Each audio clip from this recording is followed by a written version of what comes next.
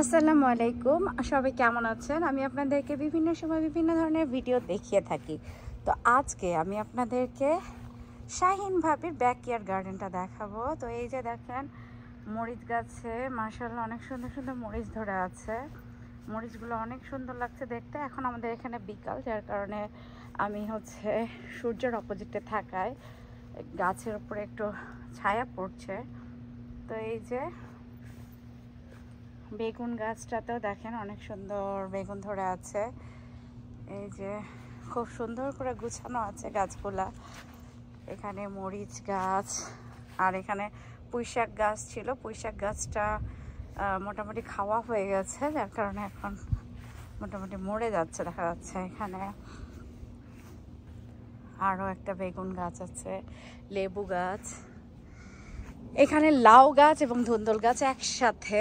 আমি আপনাদের সাথে একটু শেয়ার করি লাউ গাছটা। এই যে লাউ গাছের লাউগুলা বড় হয়ে গেছিল, তো ভাবি কেটে নিয়েছে। এই যে ধুন্দুল ধরে আছে গাছে, লাউ এখন ছোট ছোট আছে। এই যে ছোট্ট ছোট্ট লাউ। আমার কিন্তু লাউ গাছ খুব ভালো লাগে। এখানে আসলে আমেরিকাতে সবাই ব্যাকয়ার্ডেই মোটামুটি সবজি চাষ করে। এখানে সিম গাছে দেখতেই পাচ্ছেন খুব সুন্দর ফুল ধরে আছে। সিম ফুল দেখতে কিন্তু অনেক ভালো লাগে।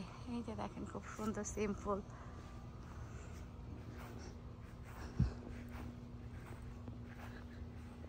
এই যে সিম ধরে আছে মাশাআল্লাহ অনেক সুন্দর।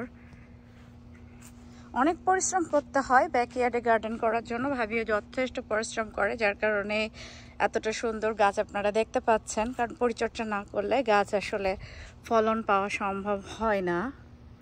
এখানে বেগুন গাছগুলোতে দেখতে পাচ্ছেন অনেক সুন্দর বেগুন ধরে ধরে আছে। মরিচ গাছ বেশ কিছু আছে, এটা নাগা মরিচ গাছও আছে দেখছি। ঢেঁড়স গাছগুলো একটু লম্বা হয়ে গেছে, বাট ভালোই লাগছে ঢেঁড়স গাছগুলো। আসলে নিজের বাগান থেকে সবজি পেড়ে খাওয়ার মজাই আলাদা। তো সেটা হতে হলে অবশ্যই গাছ লাগাতে হবে, গাছ পানি দিতে হবে, পরিচর্যা করতে হবে, অনেক কিছুই করতে হয় গাছের জন্য। এই পাশে আরও কিছু ধুন্দুল গাছ আছে, করলা গাছ আছে এখানে। ভাবিদের বাড়িটা অনেক বড়, দেখতেই পাচ্ছেন বেশ সুন্দর বাড়িগুলো। আমি আপনাদেরকে ওই পাশের মাচাটাও দেখাবো। সব কিছুই কিন্তু ভাইয়া ভাবি দুজনে মিলেই করে, ভাবি একটু বেশি করেন। গাছের পরিচর্যা করা না হলে আসলে ফলন হয় না, এটা বাস্তবতা। ভাবি অনেক যত্ন করে গাছে। এই যে এখানে সার তৈরি করা হচ্ছে গাছের জন্য, মরিচ গাছ। আর এই যে আর একটা মাচাতে দেখি আমরা কি কি আছে। মাশাআল্লাহ অনেক ধুন্দুল, অনেক কিছুই। এই যে একটা ছাদে চলে যাচ্ছে দোতলায়, মাশাআল্লাহ অনেক সুন্দর। আশা করি আপনাদের ভালো লাগলো শাহিন ভাবির ব্যাকয়ার্ড গার্ডেন দেখতে। আর আমি অবশ্যই ভাবির কাছে কিছু সবজি পেয়েছি, ভাবি আমাকে সবজি নেওয়ার জন্য রেখেছিল। তো সবজিটা নিয়ে আমি এখনই চলে যাব বাসায়। সবাই ভালো থাকবেন।